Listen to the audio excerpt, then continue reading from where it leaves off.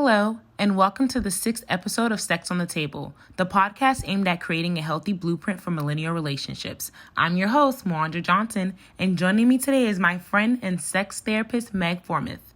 In this episode, we're going to explore the world of kink, and more specifically, BDSM.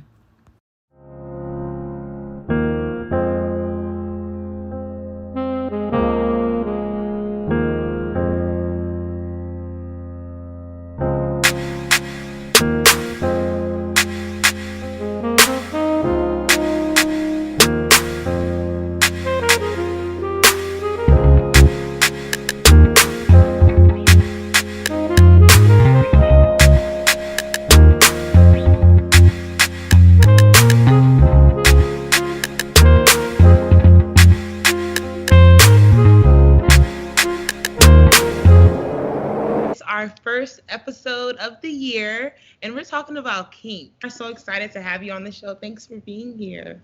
Thank you so much. I'm really excited. This is my first podcast. Ooh, okay, so we're glad to break you in. So everything's really casual here. How are you doing today? Hanging in there. I mean, we're recording this on January 8th, 2021, so it's been a pretty bleak couple of days. Yes, it has. It really has. And even before we go into like the kink episode, guys, just make sure that you're unplugging from TVs and social medias and talking to your loved ones and just really like staying connected and taking care of your mental health, because so much is going on right now. It literally looks like we're watching like a movie we were saying earlier, right? Mm-hmm. So it's very important to continue to take care of yourself, or at least try, Yeah, as much as you can, even if it's small things. Like yesterday I was like, I'm gonna eat cereal out of a cup. I'm just gonna try. But it was just like super fun for me, and it was just this tiny little moment of like, I get to do something different. Yeah, I feel that. But okay, let's get into kink. So what would your definition of kink be? Like if someone's listening right now and they have no idea what it is, how can we break it down for them? Ooh, gosh, I'm sure you probably get like 100 different responses from 100 different people. Right, yeah. But what I would say in like the most basic form is just like people, practices, and communities that like they move beyond that kind of traditional idea of sex, and they explore the edges of eroticism rather than that kind of vanilla missionary man and wife, but in marriage kind of prototype that we have created in the United States. Okay, I think that's a really good definition. And I heard you say vanilla, so let them know what that is. So the way that I would describe vanilla sex would just be like no frills, no thrills, missionary position, and just like boring. Okay. Gotcha. Exactly. And just to give you guys like the general definition of kink, Google search, it's just the non-conventional sexual practices, concepts, or fantasies. And the term derives from an idea of bend in one sexual behavior to contrast with another.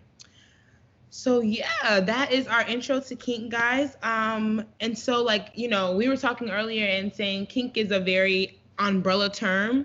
Mm-hmm. I know it blew my mind when we were in school. Like there's layers and levels to this, y'all. Like, wow. Okay. I don't know about you, Meg, but nothing surprises me anymore. Absolutely nothing. I totally agree with you. It's amazing. I've had clients come in with some fun kinks and fetishes and things that they want to get into. And, I remember when we first started school, I was like, what the hell? We all left that day in class just walking like zombies. Yeah. There was this like huge chart that was just like basically showing all the different kinds of things that people can get into, and it was packed with information. From like crushing fetishes or crushing like type things to BDSM to wanting to eat other people. It's awesome. There's a plethora of things out here, okay? There's something for everyone. Yeah. Literally. But okay, so I did hear you say BDSM. So can you explain to our listeners a little bit about what that is? BDSM is a pretty popular term now in our culture, off of 50 Shades of Grey, one of my favorite movies. So yeah, like, explain to them a little bit about what that is. Well, we can kind of get into the 50 Shades of Grey thing. I could probably do an entire 2-hour long lecture about how 50 Shades of Grey is not really the best expression of kink and BDSM. Yeah. So kink is kind of the umbrella term. And some people are associating kink and BDSM as the same thing. However, BDSM is kind of one of those subsects of kink. It's just one of the bigger ones and the more popular ones, like you see in 50 Shades of Grey. Okay. BDSM is like a hodgepodge of different acronyms. So you've got the BD, which is bondage and discipline. The DS, which is domination and submission. And then the SM, which is sadism and masochism. Right. And so these are all these 3 different acronyms are subtypes of BDSM. We just kind of use BDSM as that smaller umbrella. The big, yes. Gotcha. Right. Under the big umbrella. Okay, yeah. Right. Okay, so we're talking about subsets. Let's go over the first subset. So just BD. Go ahead. Okay. Bondage and discipline is kind of self-explanatory. It's the practice of tying people up, whether it be with ropes, with cuffs, maybe some things called, hang on, give me 1 second. I am going to, shibari? Yeah, I'll say it again. Bondage and discipline.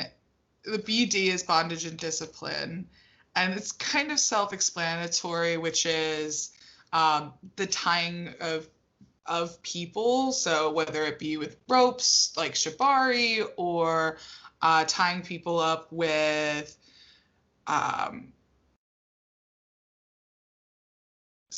anything, really. Anything you can tie someone up with. It could be handcuffs, it could be leather straps, it could be restraint bars. And then the discipline is the kind of discipline of that bondage. And so there's a discipline to the person being bounded and the person who is binding up the individual. So with each superset there's roles. It's safe to say. And so within this first superset, the BD, there's a role within each. Your partner, your partner could be either or. So I'm for people that are new to this, completely vanilla new. See what I did there? How do you even talk to your partner about discovering, these supersets or figuring out what they like? Or even if they don't have a partner, just personally, where would I start? Really good question. A lot of folks nowadays are, especially since we're in COVID right now and we're all social distancing, people are exploring it online, looking at porn, looking at looking at erotic books, such as 50 Shades of Grey.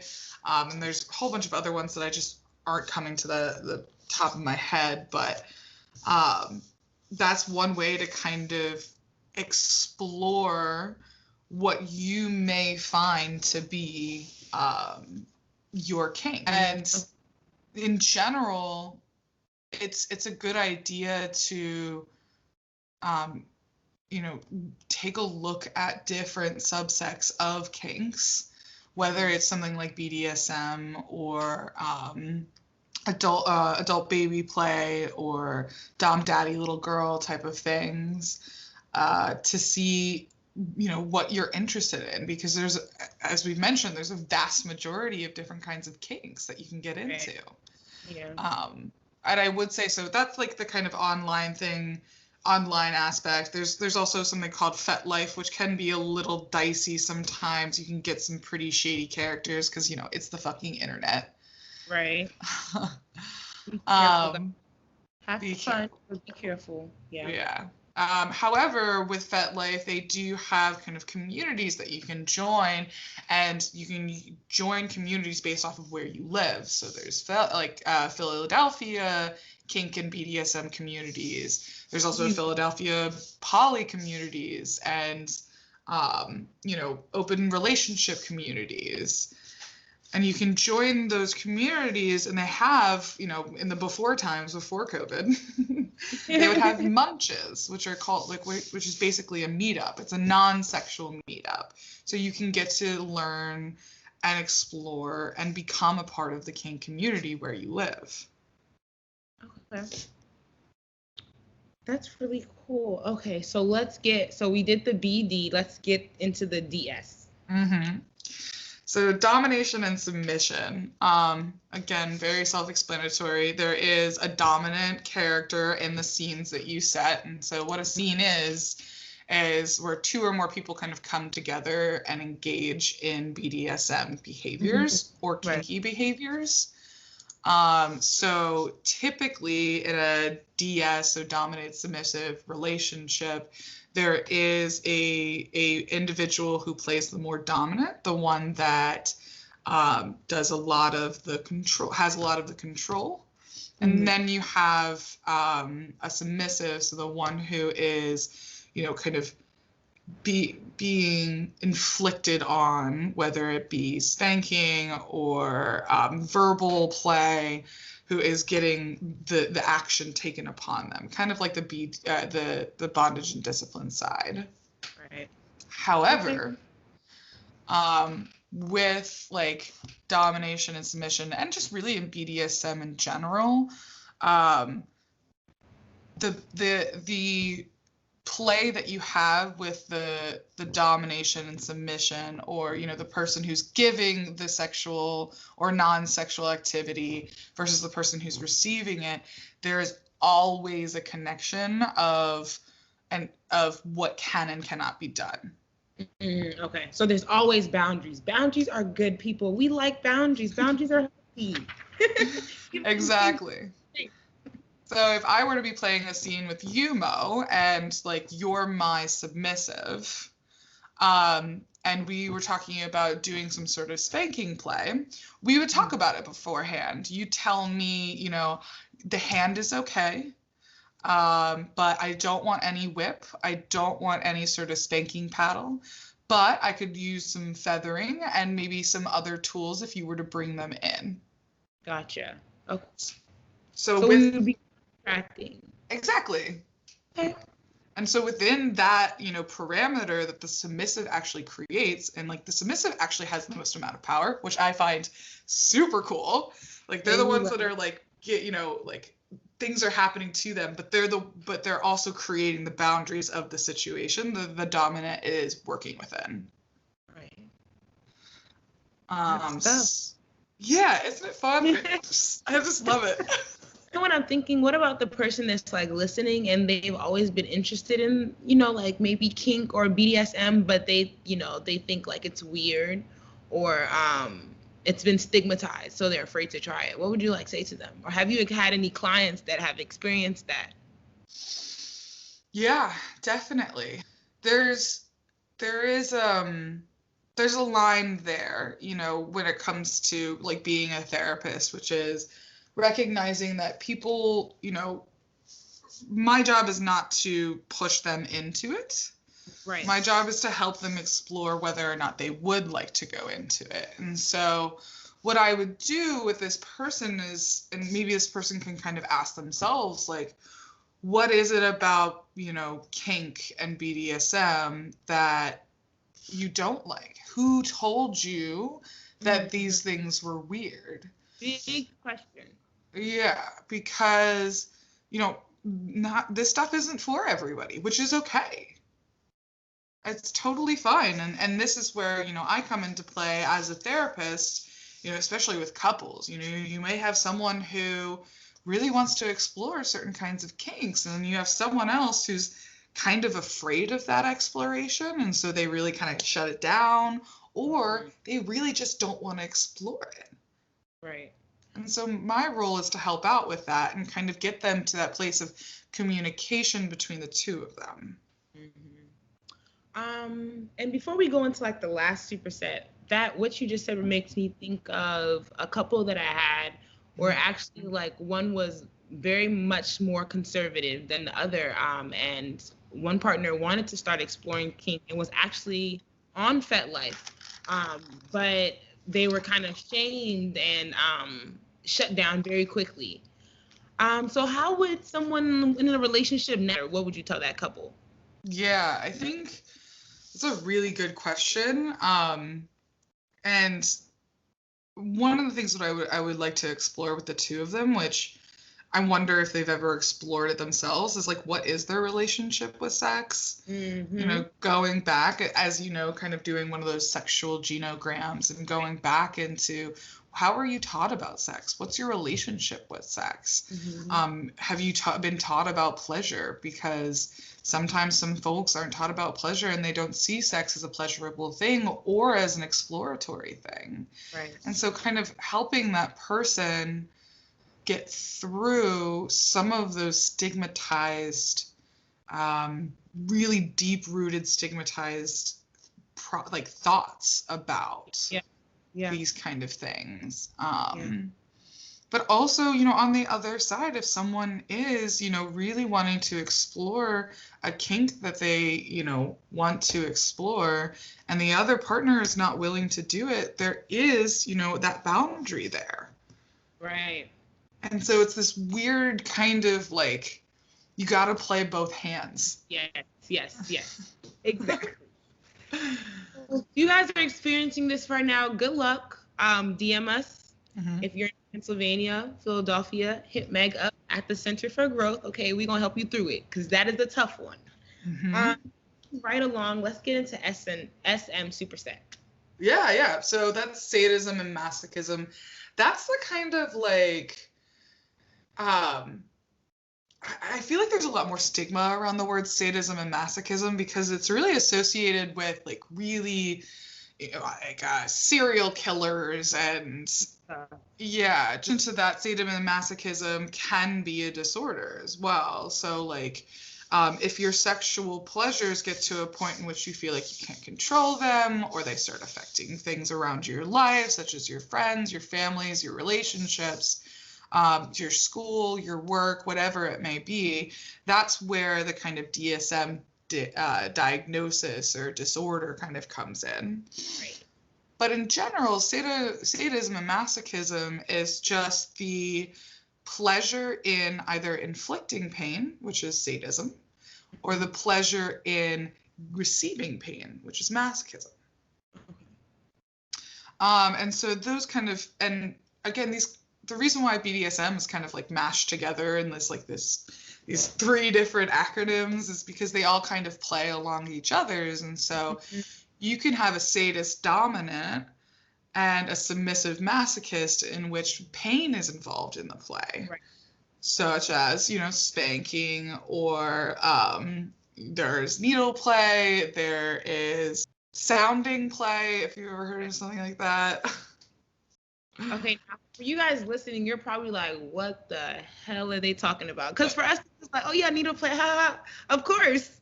But like, okay, if this is all new to you, I think it's best to start with explanation that there is a very thin line between pain and pleasure. And because your brain is receiving, it's intaking information, and it's receiving both of those things, we can actually turn pain into pleasure. Haha, did you know that? Yeah, exactly. There's a really thin line in your brain and your limbic system in which you process your emotions, including pain and pleasure. Very easy to say, okay, I'm enjoying this experience. Like, body, this experience is great. And we also talked about those boundaries that you set up within a scene, right? So we're not talking about somebody inflicting extreme pain on you and you telling your body like this is good. You've already consented, like you guys have set the boundaries, and they know the levels and the safe words and stuff. So yeah, the brain is absolutely amazing. And yes, you're 100% right. With these with the more pain specific kinks, you really, really, I mean, I wouldn't suggest a newbie to do something like that. Yeah. Because you have to be able to have a very good connection. I'm talking like a few months to a few years to a few decades of a relationship with your sadist or with the person who's inflicting pain on you. Right. In order to have that kind of comfort and level of release that you give to this person. Yeah. Okay.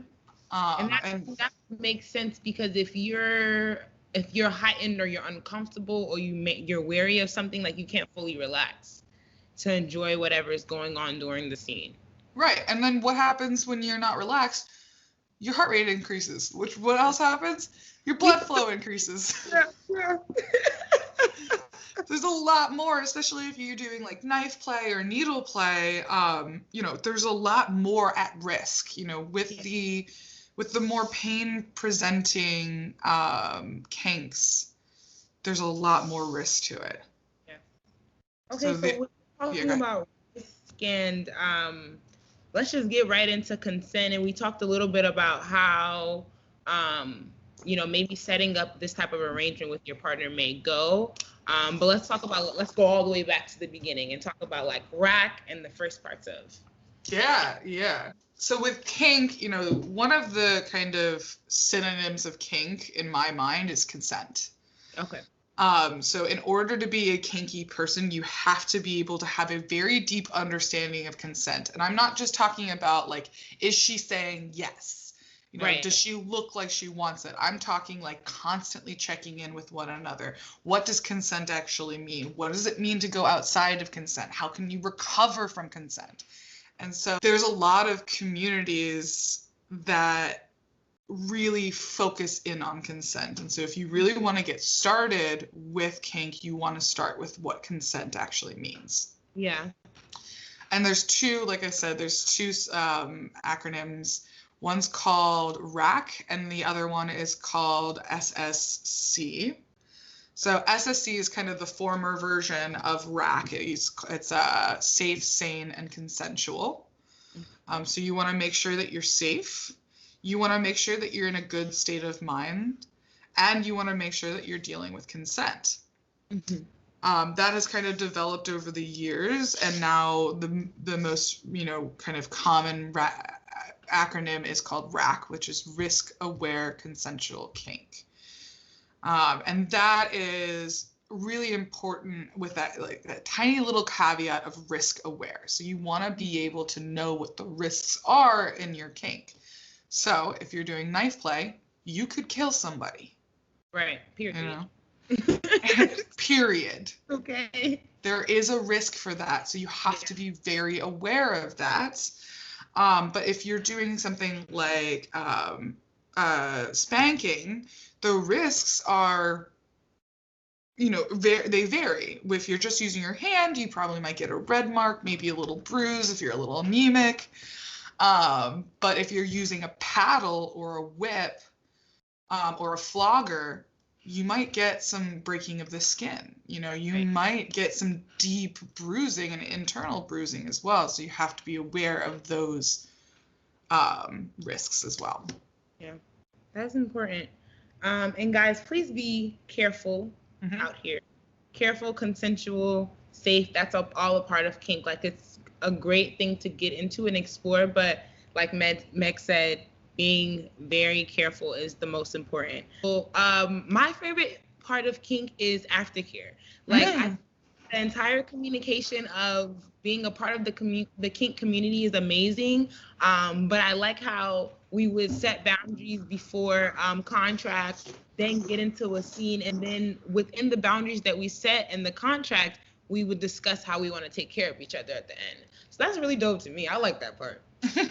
So can you give us a little bit more about like the aftercare steps and how that really goes? I kind of gave it a brief breakdown. Yeah. No, I think that like, you actually described it quite perfectly. It's you go into a scene with your partner. You have your conversation with your partner. You have your discussion about what you can do, can't do, how you want to check in with one another during the scene. And it takes a lot of energy to do both of those things. And so aftercare is kind of that care to not only, calm and help that person get back to normal functioning, but it's also this really beautiful moment of connection between these two people. Two or more, to be honest, in which, although no matter what your kink is, whatever has happened in there is still love and connection, and intimacy. And it's a really powerful emotional and physical moment between people. But aftercare can look like anything too. Right. It can be cuddling, it can be feeding, it can be making sure that you give that person water, but it also can be time away from one another. Right. Yeah. Thank you for going into that. Yeah. I was like, what? So you mean you just about to tie me up, do all this, and then we agree to go away? Okay. Yeah, and then you just walk away from that shit? No way. This is an experience. There's something called a subspace. I don't know. Have you and what it is like a submissive person is so, involved in the scene that you're creating and you go into this trance-like euphoria. Yes, that was my second favorite part. Go ahead, say that again. So subspace, right? Like what it happens, okay? It's this really beautiful moment for submissives to, be so taken care of, to be so submissive to their partner or partners that they go into this trance-like euphoria. In which there is a separation between them and reality almost. Everybody describes their subspace very differently. When I've gone into a subspace, it was reminiscent of the feeling of like right before when you go to bed and you just feel so relaxed. Just like comparison to an orgasm, like, or what is the difference? You kind of like you're in a euphoric 10-second moment. Oh, that's a good freaking question. Oh my God. I would say it's I got you guys out there with all the questions. I think, again, it's different for everybody. And, I haven't had a lot of experiences talking about subspaces with clients. So I'm a little, kind of sheltered from what other folks have talked about when it comes to subspace. But for some people, it may be an orgasmic place in which, they have this kind of mental stimulation or physical stimulation of like their vulva or clitoris or any sort of like, or their penis or, any variation of that. But it also could be like a mind orgasm too. Ooh, I don't think we've ever talked about those on the show. We might have. Okay. Well, let's get into the types of kink. There's so many. Ooh, okay. Let's jump around a little bit. Throw a few out there. I'll throw a few out there. Let's see. Okay, so I'm gonna go with M because both of our names start with M. Okay. Okay. M is for masochism, so we already went through that. So leather play. Okay. Electrostimulation.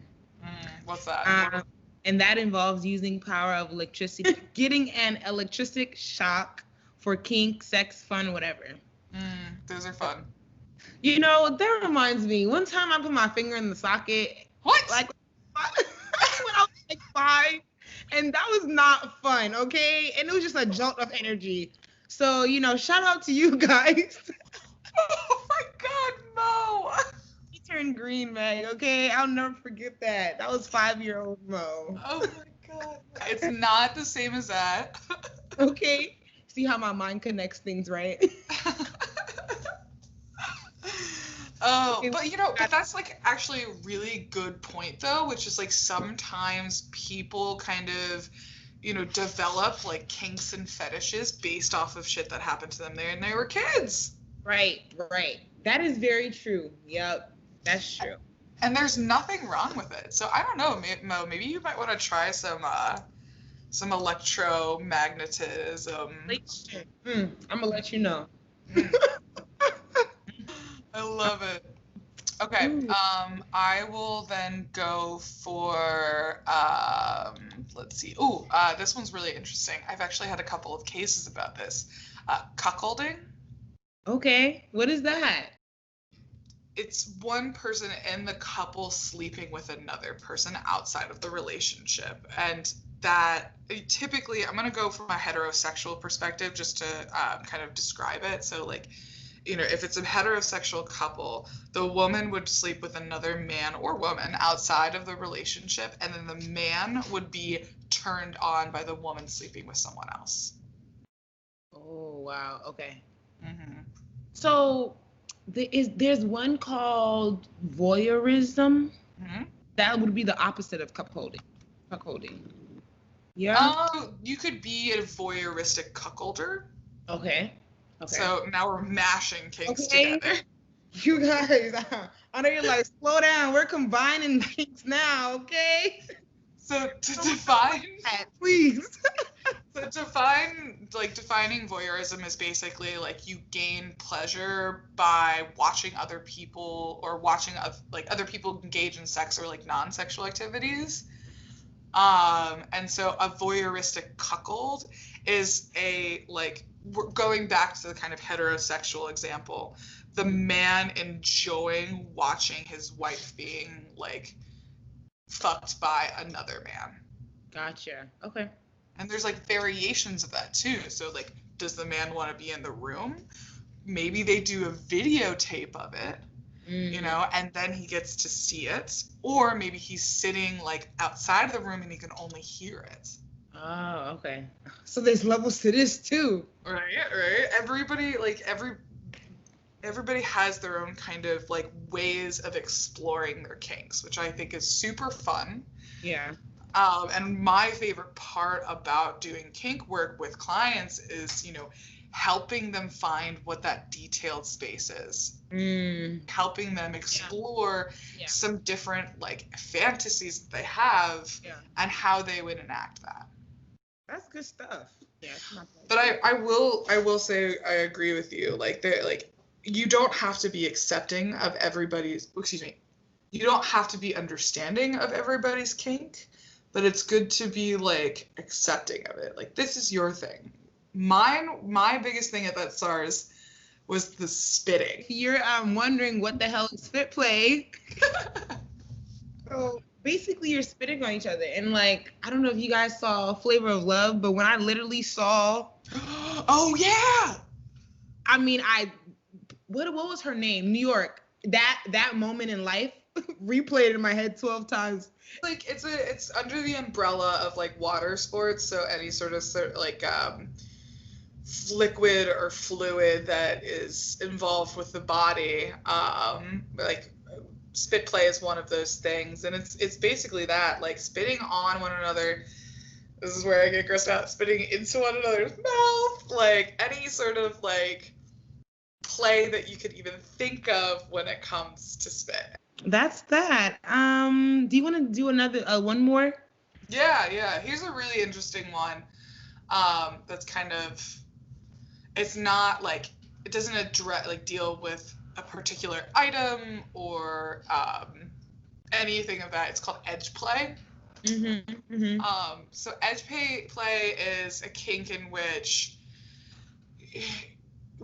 it's different for everybody, but the general idea is that you bring people to the cusp of orgasm, and then they are either not allowed to orgasm, so they're told do not orgasm, so they have to hold it at that place, or once they're on the brink of orgasm, whatever is, stimulating them, they release it.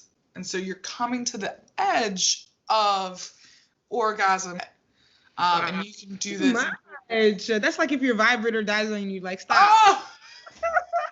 I understand what you're saying, but what is exactly the pleasure in that? Is it the coming to the edge of your orgasm that provides that person pleasure? Again, it's different for everybody. Perhaps, that kind of withholding of an orgasm can be, in its own right, it is a kind of like sadistic thing to do, is to bring someone so close to like the ultimate pleasure and then release it from them. So, but also the person who is, giving the edge play to their partner or partners, they might also find satisfaction out of it as well. Right. But there are so many ways why people might like edge play. Perhaps, there's orgasmic issues within an individual. And so if they were to orgasm, there's a lot of pain that might be involved in it for any, kind of reason, whether it be psychological, physical, or, medical. And so perhaps edge play is the only thing that they can do. Right. Lastly, like, how could you get involved in this, or like, either by yourself or with a partner? Where do you start? Yeah, good question. I think that one of the things that you can do is if you're an individual who wants to get into the kink and BDSM world, definitely, go online, watch ethical porn and kind of discover what turns you on, or what fascinates you, or what do you find pleasure in, and then exploring that a little bit more, creating your own kind of fantasies, and to kind of work on that, at least on an individual case. I mean, recognizing that we are in COVID right now, meeting people can be really difficult or almost impossible, and so we are kind of going more online. And so, FetLife is a place that you can go to. It's a place that I would take a lot of caution and care. But, once you go into those kind of communities, you can, work with people, and, explore, find events or from around where you live, or work with other people who may have similar fetishes to you and ask them how to kind of get into it. Another way is once, we are able to have social gatherings, going to, your kind of local ethical sex shop, and seeing if they have any sort of meetups or classes. Yes. And then the last thing is, again, once we get out of COVID, going to conventions. Yes. Great way to meet people. This was a really great episode. Good. Thank you so much for coming on and sharing your knowledge with us. Is there anything that you can think of off the top of your mind that we may not have covered, or that just may be interesting to share with our listeners? Yeah, I will say one thing, which is, if you want to explore with your partner, having a sit-down conversation with them is extremely important. Mm-hmm. I actually wrote a will do, won't do, might do list about how you can kind of get started on, introducing kink into your life. And so it's called Getting Kinky, a will do, won't do, might do exercise.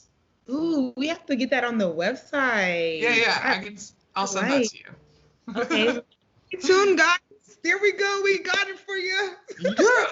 The last thing I'll kind of say is that, like, some of the things that you're already doing is kinky. If you like to, have someone's hand around your throat, that's not like, choking you particularly, or if you like being blindfolded or being tied up, congratulations, you're a part of the kink community. You're not vanilla, okay? We love to have you. Yeah. We have tea and cookies inside. And thank you so much for sharing with us. This has been amazing. I'm excited about our more serious episode to come. But this was definitely fun. And if you guys have any questions, comments, concerns, you can always comment on our video, DM us on Sex on the Table. And then if you would like to get in contact with Meg, she's at the Center for Growth in Philadelphia. So check her out. And thanks, Meg.